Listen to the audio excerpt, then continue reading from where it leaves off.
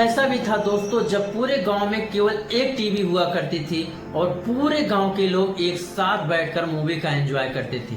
अब ऐसा नहीं है कि उस समय केवल रामायण और महाभारत जैसे टीवी शोज ही आते थे। उस समय भी कई मूवियां और कई टीवी शोज आते थे जिसे पूरा गांव एक साथ बैठकर एंजॉय करता था। और आज पूरा गांव छोड़ो, अपनी फैमिली के साथ बैठकर मूवी तक देखने में हिचकिचाहट महसूस होती है। ना जाने अगले पल क्या चल जाए।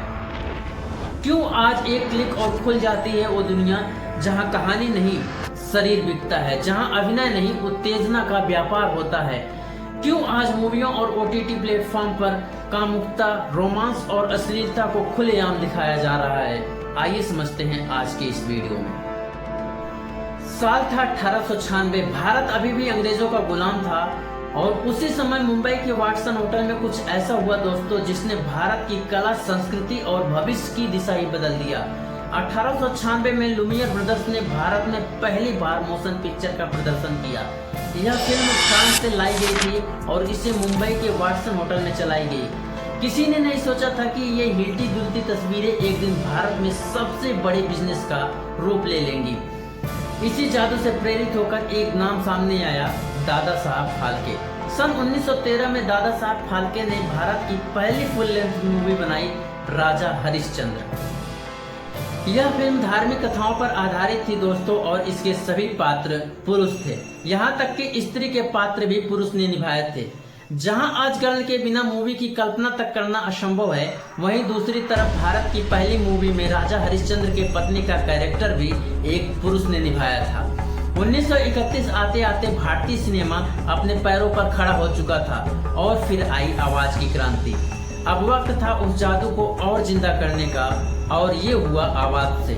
1931 में भारत की पहली बोलती मूवी आई, आलम आरा। हमारा यहाँ आओ बेटी। बाबा, आप ये रोज क्या करते हैं? इबादत करता हूँ बेटी। क्यों? तू रोनी हाथ क्यों धोती है? इसलिए कि मुंह और हाथ साफ हो जाए। इसीलिए सब नमाज पढ़ते हैं, रोजा रखते हैं। जिस तरह पानी बदन पर जमा हुआ मैल साफ कर देता है, उसी तरह नमाज आदमी के अंदर का मैल दूर कर देती है। इस मूवी ने न सिर्फ कहानी सुनाई बल्कि गानों और संवादों के जरिए लोगों की भावनाओं को और करीब ला दिया और अब ये मनोरंजन का एक अनोखा साधन हो चुका था। इसके बाद एक के बाद एक फिल्में आई। फॉर एग्जाम्पल, मूल-ए-आजम, 2 बीघा जमीन, मधुमती और अनेक। इस युग को स्वर्ण युग कहा गया दोस्तों, जहां सिनेमा सिर्फ मनोरंजन का साधन नहीं था, वह समाज का एक दर्पण बन चुका था। राज कपूर ने आवारा और श्री 420 जैसी मूवियों में एक आम भारतीय की कहानी सुनाई।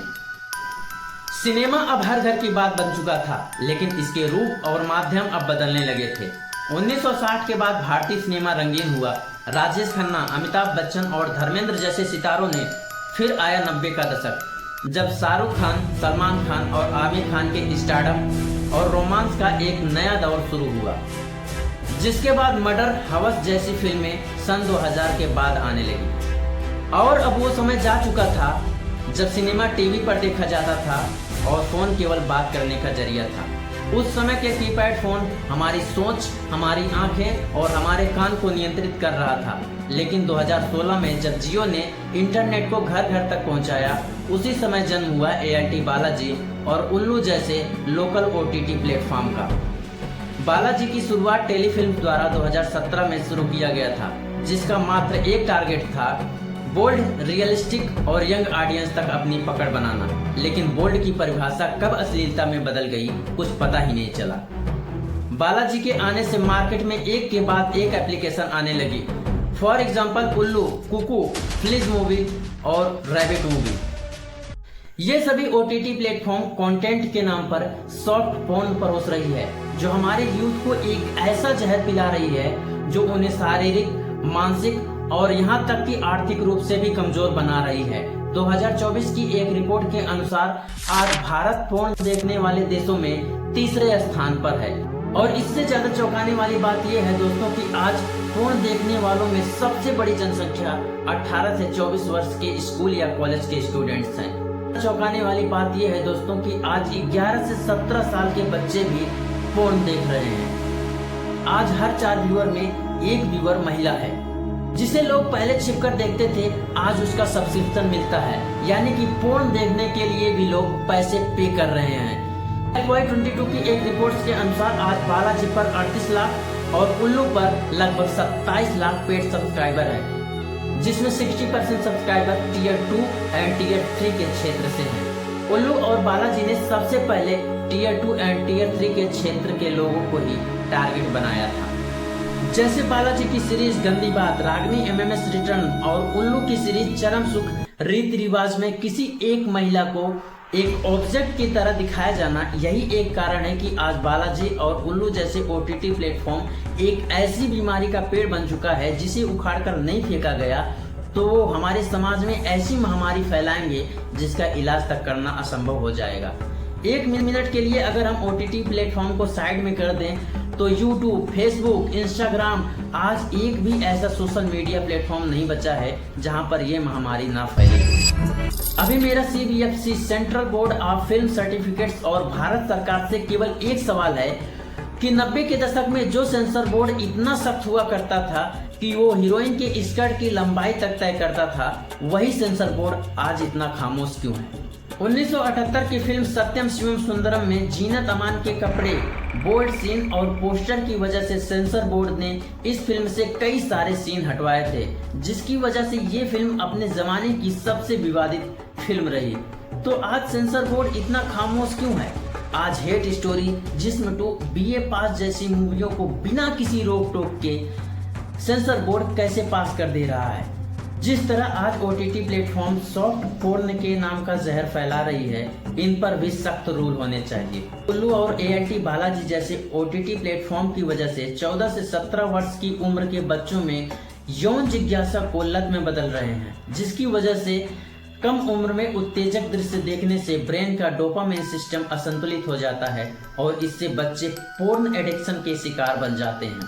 2024 में ग्रामीण इलाकों में उल्लू ऐप की डाउनलोडिंग में 78% की वृद्धि देखी गई। चाइल्ड लाइन इंडिया को 42% से अधिक रिपोर्ट मिली, जिसमें 15 से 19 वर्ष के बच्चे यौन जिज्ञासा से प्रभावित थे।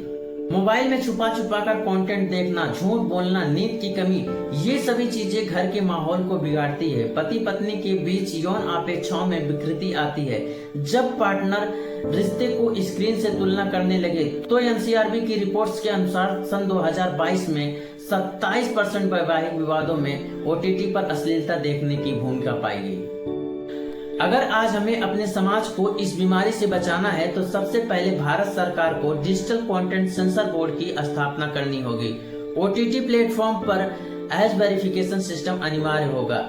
स्कूलों में डिजिटल सेक्स एजुकेशन को शामिल किया जाए, अभिभावकों को डिजिटल जागरूकता दी जाए और सबसे अहम, भारत सरकार इन OTT प्लेटफॉर्म पर रियल टाइम निगरानी करे, नहीं तो ये कैंसर किसी को नहीं छोड़ेगा।